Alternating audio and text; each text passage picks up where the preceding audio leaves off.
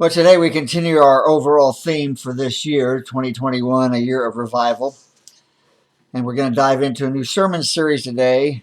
It starts today and goes through the 4 Sundays of next month, November. And the title of the series is Becoming a Praying Church. And we do so knowing that that's a pretty accurate way to describe the first century church as a praying church. And if revival does come to Park Street Christian Church, it will be because we've determined to be a praying church. So we're going to look at some episodes and instances throughout the book of Acts that demonstrate their commitment to prayer. I'm going to begin today by reading chapter 1, verses 1 through 5. This is from the New International Version. It says, In my former book, Theophilus, I wrote about all that Jesus began to do and teach until the day he was taken up to heaven, having given instructions through the Holy Spirit to the apostles he had chosen. After his suffering, he presented himself to them and gave many convincing proofs that he was alive. He appeared to them over a period of 40 days, and he spoke about the kingdom of God.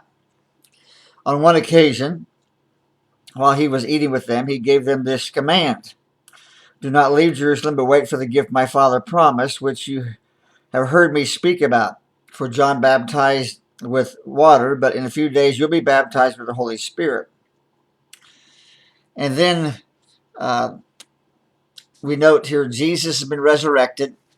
He's appeared to many eyewitnesses who saw him very much alive, including a group of 500 individuals. And now he's getting ready to say his final goodbye on earth to his closest followers, his apostles. And just before he ascends into heaven, we read this in verse 6, Acts chapter 1, verse 6. Then they gathered around him and asked him, Lord, are you going at this time to restore the kingdom to Israel?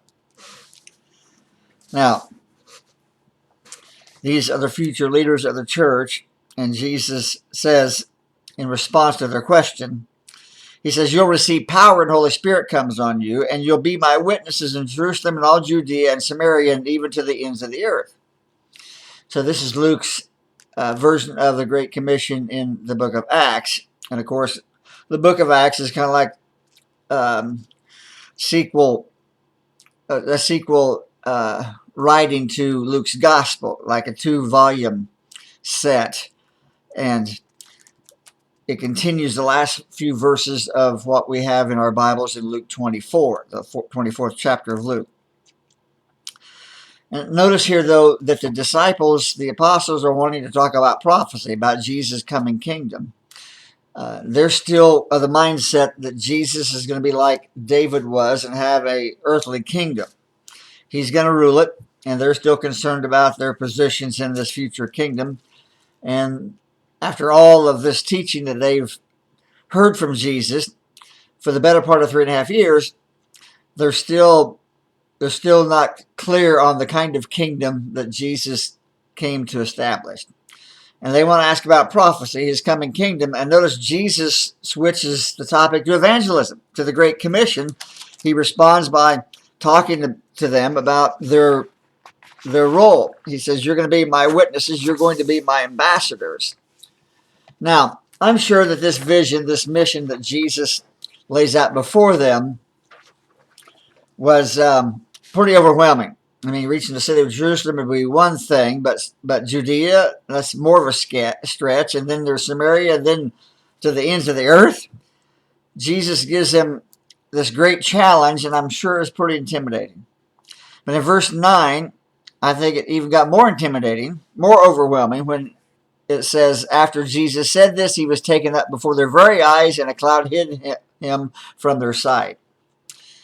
Jesus lays out this mission, lays out this vision for spreading the gospel to the ends of the earth, and then he's literally taken up from them, and he slowly disappears into the clouds, returning to heaven. He gives them this mind-boggling task, and they aren't sure what to do. I mean, because from the earthly perspective, they're incredibly under-resourced. They're not especially educated or well-trained men or women. They have absolutely no political clout or influence, no connections. What are they supposed to do now? What are they supposed to do? And verse 12 reads that they were they head back to Jerusalem, which was a little less than a Sabbath day's journey. Many commentators, scholars tell us that's a distance of about 3/4 of a mile. They begin this walk back, and in their minds, I can just imagine the wheels are turning, and they're trying to figure out what's the next step. What are we supposed to do now? I want you to think back to a time in your life where maybe you were asking that question yourself. Maybe you're in that season right now that you're trying to find out, what am I supposed to do now? Now, we can ask that question from different perspectives with different tones, Maybe it's the tone of desperation.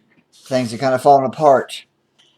And you've been in a position at work, and somehow you find out that position's been eliminated and you're no longer employed, or your marriage is on the rocks, or you have a spouse that's asking for a divorce, and you're beside yourself and you're wondering, what am I supposed to do now? Or maybe the doctor's office gives you a call and asks for you to come in. It's important for you to come in as soon as you possibly can. Doctor sits you down and says, I'm sorry to tell you this, but I got the test results and it's not good news. Or you open up your quarterly 401k statement and just find yourself in a sense of despair, And you say, well, what now? What am I supposed to do? Sometimes we ask that question from a perspective of desperation, sometimes just out of confusion. It's more of we're scratching our heads, we're just cloudy about the next step in our life. What are we supposed to do now? We're just not sure about the future. And you parents probably remember that feeling. The first time you brought your first child home from the hospital, you spent about an hour trying to get the car seat connected right and safely. And then you finally get home, and the three of you go inside the house, and it's 3 instead of 2 now. And you were kind of prepared. You had 9 months to get ready for the birth and everything, and think a lot of this through. But now what? Reality kind of gives you a cold slap in the face. What are we supposed to do now? And it's not that you're in despair. It's just that the next step is just not real clear. The future is not clear. What are you supposed to do now? Sometimes we ask that question with a sense of anticipation or excitement. You're starting a new job, or you're newlywed and you're beginning a new life together. So we find ourselves asking that question from at different times in our lives, different perspectives, and thinking back, perhaps the disciples were feeling all these things as they walked back to Jerusalem. There's a sense of desperation. Jesus has ascended into heaven, and they are no longer seeing him. He'd been there in person before to help them, to answer their questions, to teach them, to guide them, provide for them. And then there's a sense of confusion. What did Jesus mean when he said to the ends of the earth? And I imagine there was some great anticipation because Jesus also said the Holy Spirit's going to come on you in power. What did that mean?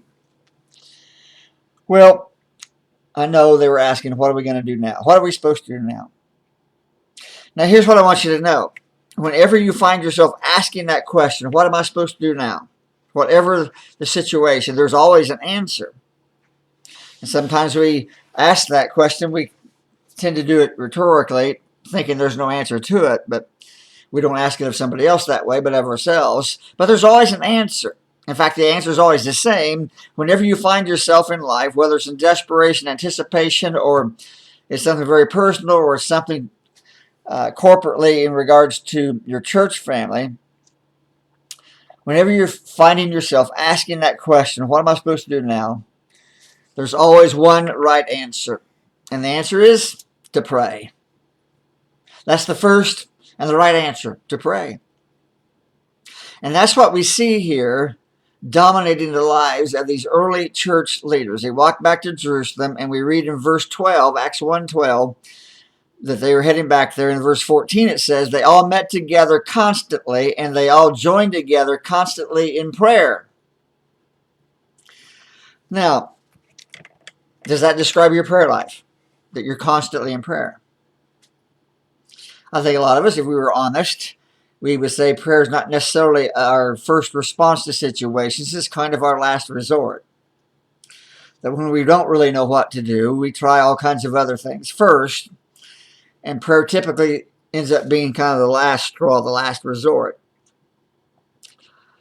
It's not typically the first response. But that's the first thing that we read about these would-be future church leaders. After Jesus' ascension, before the day of Pentecost, the very first thing they do, verse 14 says, they met together constantly in prayer. And I want to focus on that word constantly. In some ways, it's, I think, what separates a church that prays from a praying church. I think it's what separates a church that prays from a praying church. I think it's what separates a praying person from a person who occasionally prays. Because you can ask 100 people just randomly, do you pray? And if they're honest, most of them would say, well, yeah, I pray. I pray from time to time. I mean, there's a lot of Americans do that who don't even claim to be Christians. But if you ask them, are you a praying person? That's a different question altogether, isn't it? Now, if we want revival to come, prayer has to be our first response. There has to be an emphasis on us learning to pray constantly. When we don't know what to do, we want to be people who pray. And I think it's hard for a lot of us because of some of the things we bring to the table from our past, our upbringing, things we learned that maybe weren't completely square or were somewhat incomplete.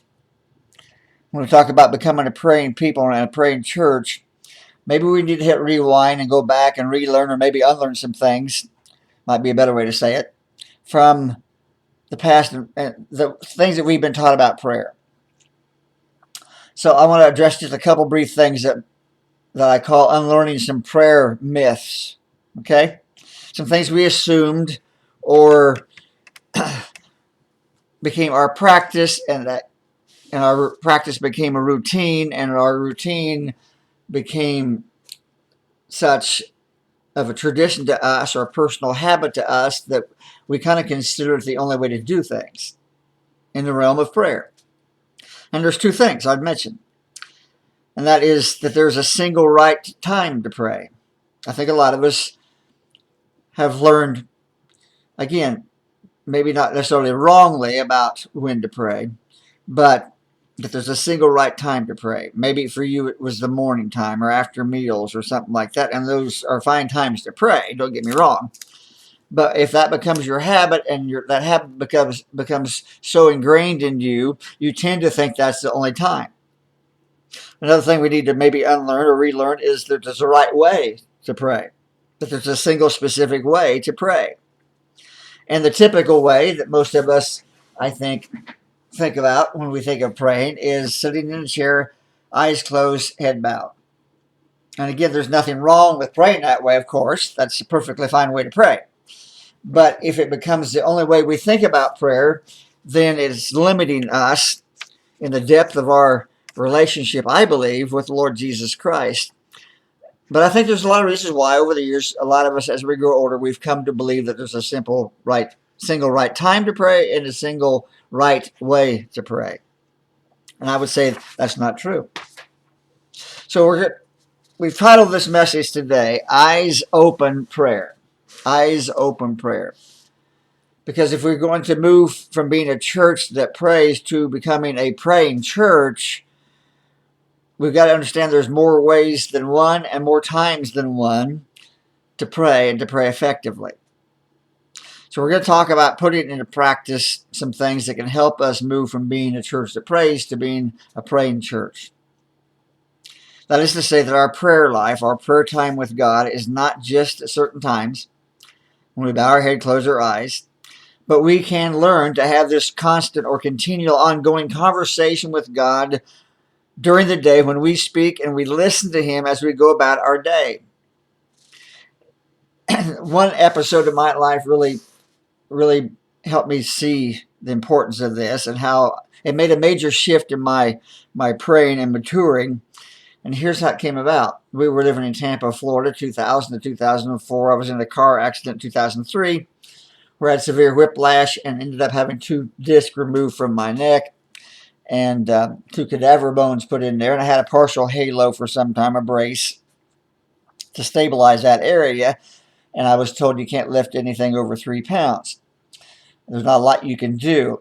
You can't do much of any kind of physical exercise certainly not running, but they did tell me it was perfectly fine to walk. And so I began every morning, every evening to walk 2 or 3 miles each time. And they said the more you walk, that would be a good thing because the more the blood would circulate, the more the blood circulates, the quicker you heal and the better you heal.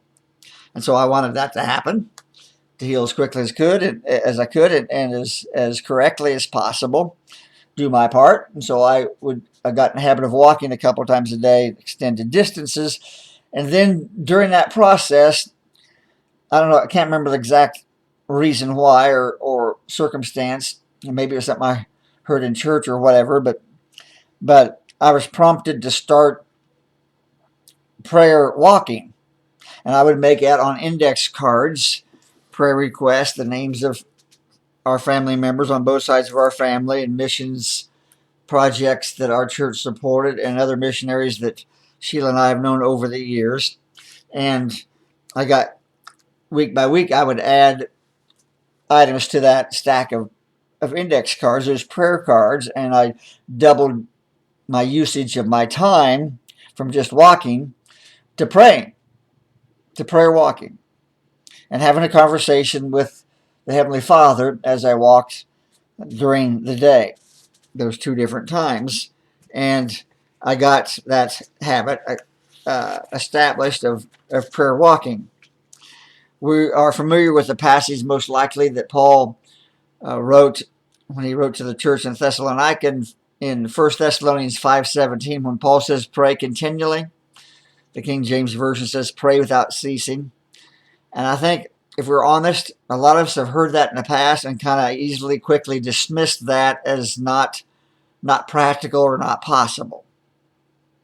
So I just want you to imagine what it would look like in our lives today if we actually did this collectively as the body of Christ. Whether you're part of Park Street Christian Church or another congregation, I think it just changes the way you see everything. When you learn to pray eyes open prayers. If we didn't just maintain a prayer list, imagine what impact we could have in our community if we were actually praying through the day for not just those people, but other people. If you're on a walk in your neighborhood, you pray for your neighbors that you know. You pray for the neighbors that you don't know. That God would give you opportunities to interact with them, to begin to build relationships with them. When you go to work, imagine the difference it might make with the people that you bump shoulders with in the classroom, in the break room, in the furniture showroom, in the sale barn, the convenience store, MFA, wherever God has you. When you hear the siren of a law enforcement vehicle or ambulance or fire truck, that you just prayed a silent prayer, a quiet prayer to God, or you're getting ready to meet with a client, or having a meeting with an employee or employer, that you just made prayer a part of your day all the time, every day. Imagine the difference. Imagine the impact we as the body of Christ could have on the community around us. Imagine the impact we could have by learning to pray much more eyes open prayers, in addition to what we're used to as our traditional standard way of praying. I tell you, it just changes the way that you see situations and the way you see people. When you watch the news, that you don't just watch the news and shake your head in disbelief or disgust or let out a sigh in exasperation. No, you pray the news. So you're watching the news, you're learning things about what the president did or he didn't do. You're praying. You pray for him. You pray for his cabinet. You pray for his staff, though you don't know them necessarily. You hear news about Afghanistan or about North Korea or wherever it is. You don't just watch or listen to the news, but you pray the news. You're watching a football game or a baseball game or whatever it is. You're watching the World Series tonight. That even though you're thousands of miles away from that location and you don't know anybody in the stands, most likely, in Atlanta, Georgia, but you pray for those people, that God would put people in those people's lives that could share Jesus with them in time. And you take opportunities as God leads you to them daily, wherever you're at, whatever you're doing, and that you begin to pray eyes open prayer. It changes your life. It changes your perspective. It changes situations, and it changes people. A few years ago, Sheila and I took a road trip out west, late one June, early July, to Anaheim, California from Northwest Missouri, where we were living at the time, to go to a church convention, but we had never been out west, so we decided to drive, see the sights, rather than fly. And after we returned from that trip, once or twice a week would get out our atlas and go through the route we took and pray for the people in the places where we stopped. Even though you met very few people in those cities, those towns, those places along the way. But God knows those people, and those people are bound for either an eternal heaven or hell. And I made it a point to pray specifically for those communities. A few weeks ago, I was in the checkout line at our Woods grocery store here in El Dorado Springs. And I've been trying to be more intentional about putting this into practice of praying eye-open prayers. And I'm praying for the people around me. I got to confess, typically when I'm in a convenience store or a grocery store or wherever and I'm in line, I'm always looking at the line that's going faster than what I'm in and wondering why I didn't get in that line.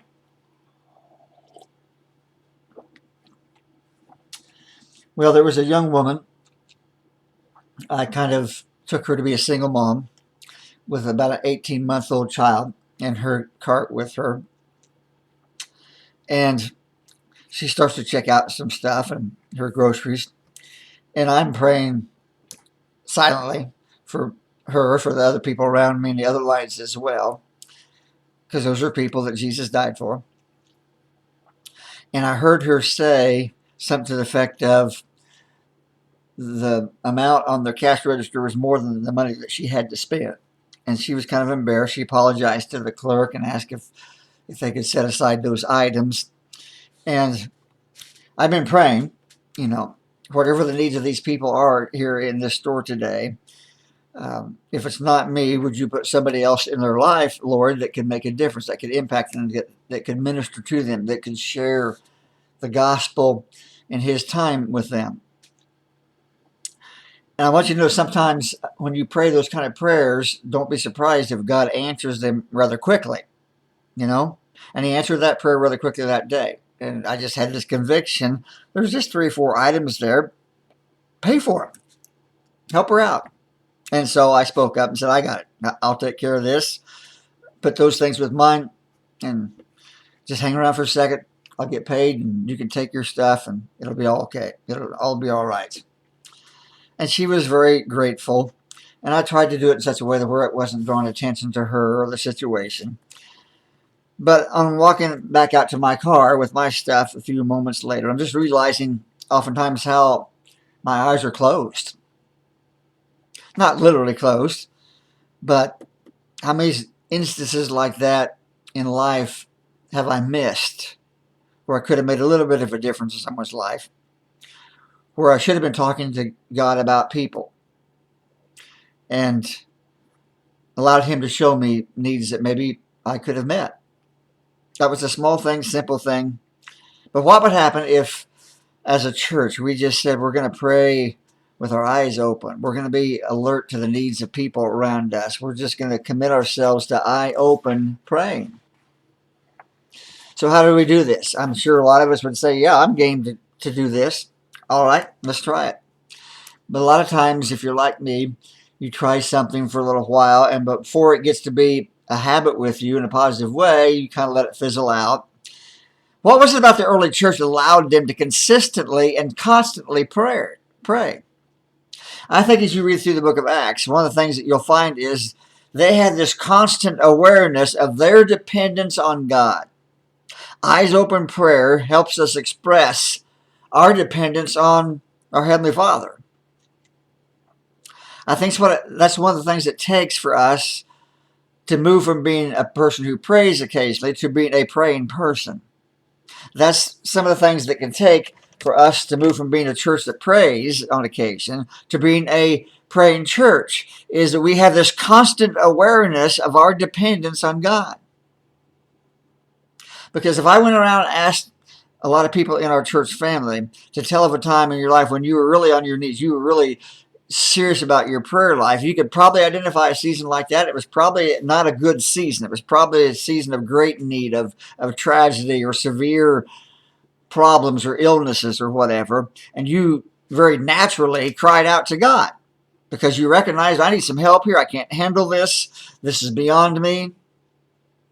Now, most of us, the box that we label prayer, we pray before meals, we pray at bedtime or in the morning or both or whatever, tends to end up being serious prayer, extensive prayer. It's kind of like the fire axe or the fire extinguisher that's behind the glass in the mounted on the wall. That you don't ever take those things out unless there's an emergency. That tends to be when most of us are serious prayers. Is those instances where things are urgent. We move beyond head bowed, eyes closed prayers at that time. But the thing is, we're always in need of God's help. We just don't think about it as much as we should. I hope that one of the positive things that has come out of the pandemic the last 18 months is that we've learned everything's not normal. And we are a lot more dependent on God than we seem to think we are. The truth is, we've always been dependent on Him. We just haven't always understood it or accepted it or faced it. Especially as Western Christians, we have a tendency to think we're more in control than what we are compared to other Christians around the world. One of the ways this is clearly illustrated, I think, in scriptures early on in the book of Exodus, the 17th chapter, we read about the nation of Israel being attacked by the Amalekites. In Exodus 17:8-10 says the Amalekites came and attacked the Israelites at Rephidim. Moses said to Joshua, choose some of our men and go out to fight the Amalekites. Tomorrow I'll stand on top of the hill with the staff of God in my hands. And so Joshua, verse 10, fought the Amalekites as Moses had ordered, and Moses, Aaron, and Hur went on top of the hill. So there's going to be this great battle. But Moses, who's the leader of the people, says to Joshua, who's the commander of the army, hey, you go fight the Amalekites down in the valley. I'm going to be up on the hill. Now, this wasn't a cop-out. You know, like sometimes people say, well, could you help me move? Well, I'm tied up those days, but I'll be praying that your move goes safely and your boxes are lighter. You know, it's kind of a cop-out, kind of excuse when we don't want to get any more involved in the situation. We toss out the verbiage, oh, I'll be praying for you. I hope it goes well. But that wasn't this here in Exodus 17. Joshua fought the Amalekites, verse 10 says, as Moses had ordered, and Moses, Aaron, and Hur went on top of the hill. And verse 11 says, as long as Moses held up his hands, the Amalekites were winning, but whenever he lowered his hands, the Amalekites were winning. Moses is on the hillside and he's praying, arms raised in prayer. He's got the staff of God in his arms, his hands. And in my imagination, I wonder what it was like when he finally figured it out, that when he lowered his hands, his people were losing. When he raised them, they were winning. And he says, Aaron, Hur, get a load of this. Watch this. What's down there in the valley? Well, that probably didn't happen. But eventually, of course, they prop up his hands as he prays for his commander Joshua and the army. They put rocks underneath his arms to hold him up, because you know what it is. You can't hold your hands above your head very long, let alone with carrying anything at all, lifting anything. And they get heavy in a hurry. But at some point, he figures out there's this connection. And when his arms are raised in prayer, the battle's being won. When they're not, it's not going well. And that's life. That's not just Exodus 17. There is just kind of stuff that happens every day. We don't always get to see it. We don't always see the visual demonstration of the truth, but it's the truth. There is this dependence we have on God. There is this power in prayer that makes all the difference. And sometimes we think the battle is being won in a valley. The battle is being fought not being fought in the valley. It's been fought on the mountaintop. It's been fought in the prayer closet. That's when the battle's being fought. And I hope that one of the things that comes out of this series is that we'll challenge ourselves as to step out of our comfort zone when it comes to prayer, that we'll move away from the prayer myth that there's only one single time, one certain way to pray that's effective, that we stretch ourselves, that we are not afraid to try new avenues, new methods when it comes to enhancing our prayer life, our relationship with God through our prayers. And sometimes you'll see people in worship as in song that will be singing arms lifted. And it's just a way of communicating to God. This is not just a song that I'm singing, but this is a prayer that I'm praying back to you, that we're acknowledging our dependence on our Father. In the Old Testament, arms raised in prayer demonstrated a few important things. It demonstrated that God is great and we're small. It was a way of glorifying God and lifting him up. But the second thing we see, as we saw there in Exodus 17, is that arms raised in prayer is an acknowledgement of our dependence on God Almighty, our Heavenly Father. You think of a child who's hurt or in need, what do they do with their parent? First instincts, hands go up, right? If you're a parent or a grandparent, you know this. You walk into your child's room, they're crying, gets your attention, you walk in there, they see you, and instantly they got arms out, arms up. Pick me up, help me. I need you, I'm dependent on you. They may not even be able to explain what's going on with them that they are upset about. They don't know what to say. Maybe they're of the age they're not even talking yet, but they're so overwhelmed by what's happened, or they're in such need that it's just automatic. I'm dependent. I need help. And that should be us, acknowledging our need. And I just pray that we'll stretch ourselves, we'll be willing to get out of our comfort zone in this area of prayer. I think there's two reasons why doing some of those things, like arms lifted in prayer or arms lifted in worship, is unfamiliar to us and uncomfortable for us. Number one is pride, our personal pride. But the second reason is we're concerning ourselves way too much with what other people think than what God thinks. We're putting too much weight on what other people might think of us.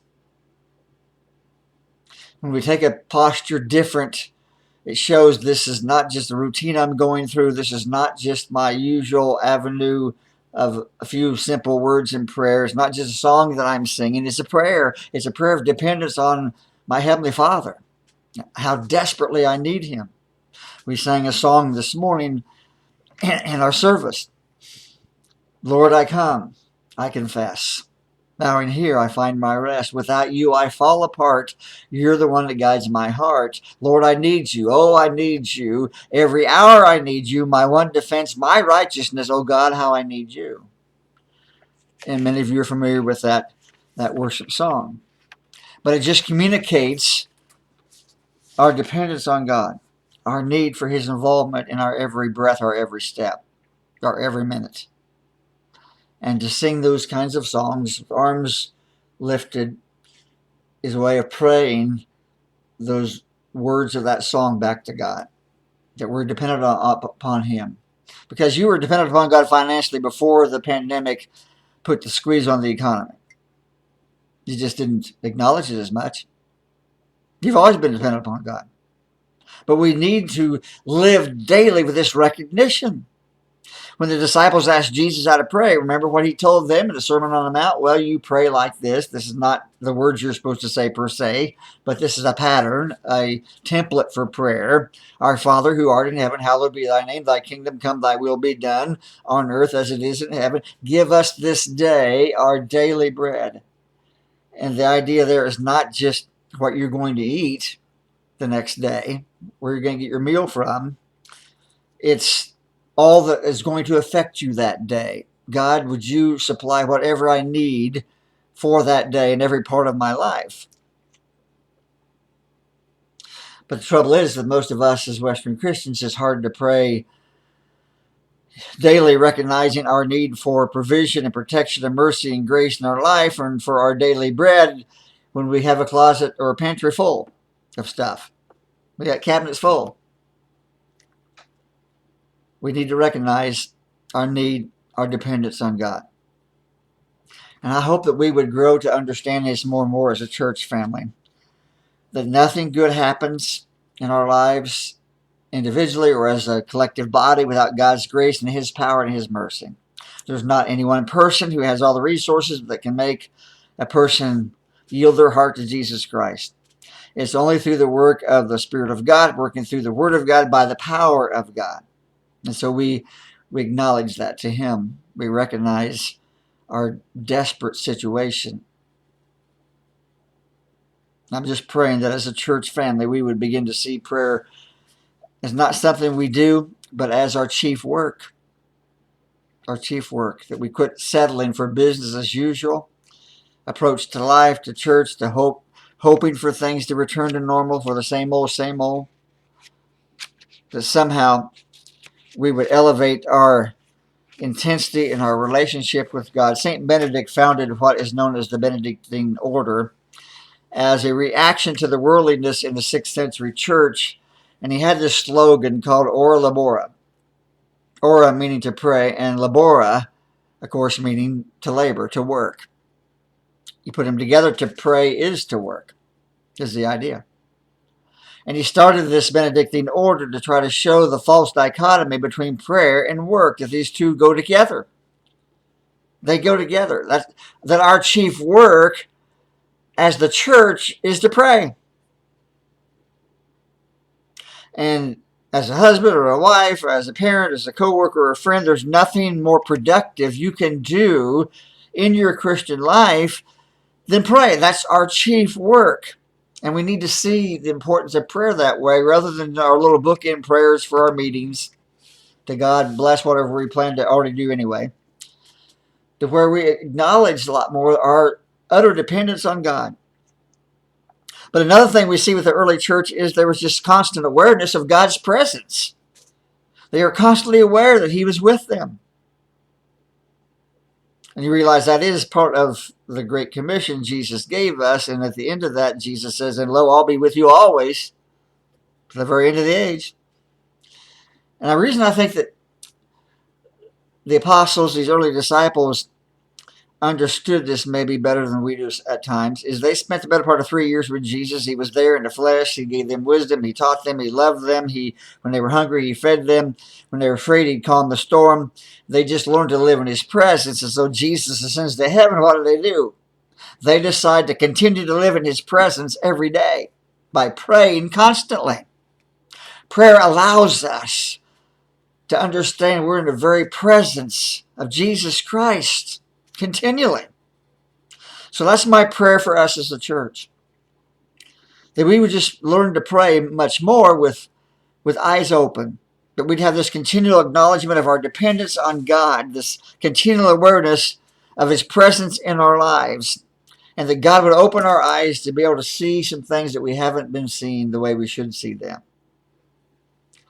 It's not just a routine, not just something we do as a habit, certain times in certain ways, but there would be this ongoing conversation we would have with the Creator of the universe. Heard about an elderly man who finally reached a point in his life where he had to be placed in a nursing home, and his daughter and her husband and their children would come to see him every Sunday afternoon. Kind of the highlight of the man's week, of course. And so every Sunday, this elderly man would go out to this courtyard in good weather or in the foyer lobby area of the nursing home to wait in bad weather for his daughter and family to come visit him. That was his favorite time of the week. He was always there waiting for them. Next 2 or 3 years passed, and his mind grew more feeble and weak, and he soon had a hard time remembering the grandchildren's names. He'd get them confused.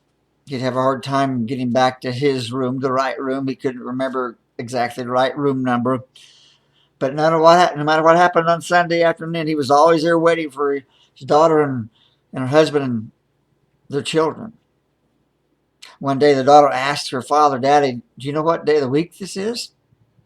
And he didn't know. He was confused about what day of the week it was.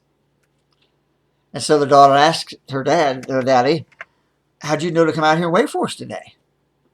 And her father said this, "I come out here and I wait for you every day. I come out here and wait for you every day." This is a picture of God, our Father, who's waiting for you. Each day, every moment of the day, He's waiting, longing for you.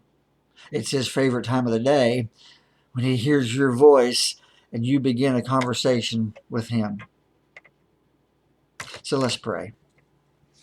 Father, we thank you for the privilege and the power of this gift of prayer. And Father, would you help us to allow you to stretch us and deepen us in this regard, that we might draw closer to you in this journey through life, that we might have the kind of companionship with you that you designed us to have, that you yearn for us to claim. And it's all because of Jesus and your grace. We pray in his name. Amen.